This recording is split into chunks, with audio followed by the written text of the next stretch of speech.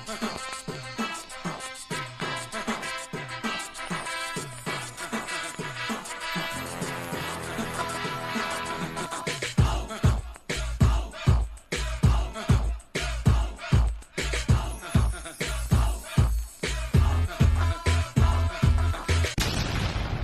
you not entertained? Peace, everybody. Sweet Science Boxing Academy. We back with another video. All right, man. So let's talk about this Canelo Alvarez versus Terence Crawford because it's now been finalized for September. So now we can stop questioning about if the fight's going to happen. It's basically set in stone that it's going to happen in September.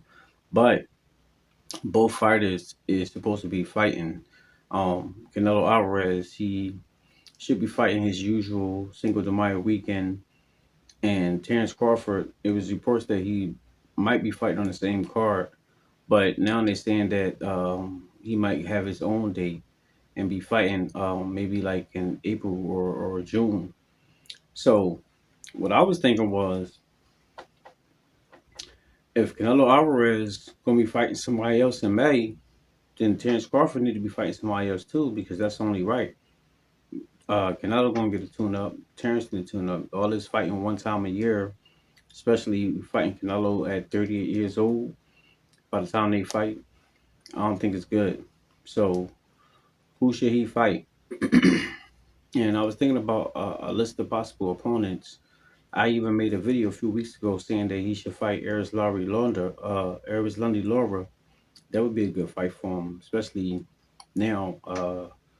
Laura being like a power puncher, starting to come forward and stop people, because he's been stopping a lot of people lately. And he's about 41, 42 years old. So I think that would be good. But another person who probably even be better for Terence Crawford to fight to help him prepare for Canelo Alvarez is someone else who Canelo Alvarez fought, because Canelo fought Laura, but he also fought Triple G. And I think that would be a good fight for Canelo Alvarez, not Canelo, but Terence Crawford. I think that would be a good fight for Crawford to fight before Canelo Alvarez. You got Triple G, who's 42, 2-1 with 37 knockouts. And that 2-1, those only blemishes came from Canelo Alvarez. That first fight was a draw. And the last two fights, Canelo Alvarez won by those split decisions. And you got a lot of people who believe that Triple G won all three of those fights.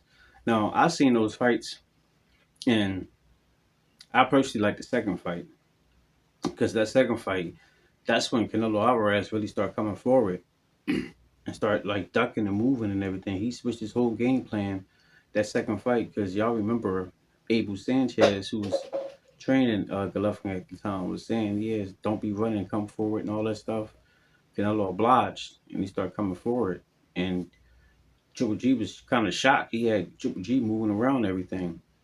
In the first fight, I thought it was a closer fight. So if you gave either one the fight or made it a draw, which it was, I wasn't mad at that. But that second fight, I thought clearly Canelo won. And the third fight, I thought Canelo won too. Although I thought that Triple G did give a good account of himself in that third fight, especially in the later rounds, because it seemed like Canelo was getting tired, and Triple G was kind of, taking advantage of that. And Triple G just keep throwing punches, and he hit hard. But overall, I thought Canelo won those fights. But you got a lot of people who thought otherwise. You got a lot of people who think that Triple G won all three of those fights. So if Crawford fight Triple G and just so happen to beat him,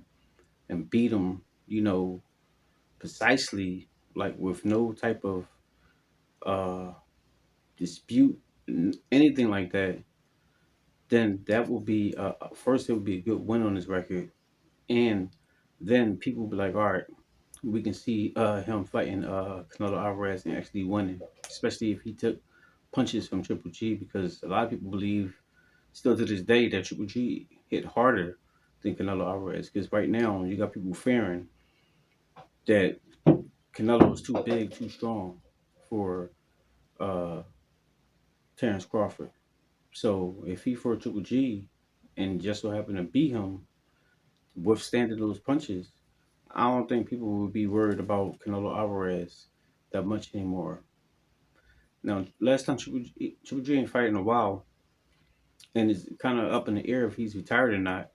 He came out recently saying that he's not really retired.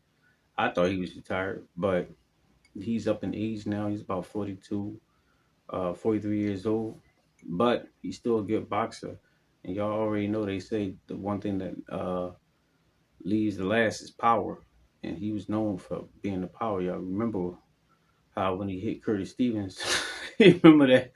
Y'all remember how Curtis Stevens looked when he hit him.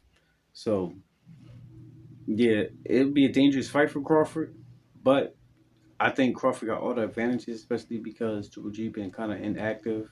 He up there in age and everything. So yeah, maybe about 5, 6 years ago, maybe I wouldn't want to see that fight. But yeah, right now I would like to see that fight, and it would be good for him to prepare for Canelo Alvarez in September. So if he can get a fight with Triple G in like May or June, then I think he'll be good for Canelo in September. So it is what it is. We just have to wait and see. But that's all I got for now, guys. Let me know what y'all think. Drop your comments down below. Make sure to like, subscribe, hit the bell. I'll see y'all in the next one. Peace.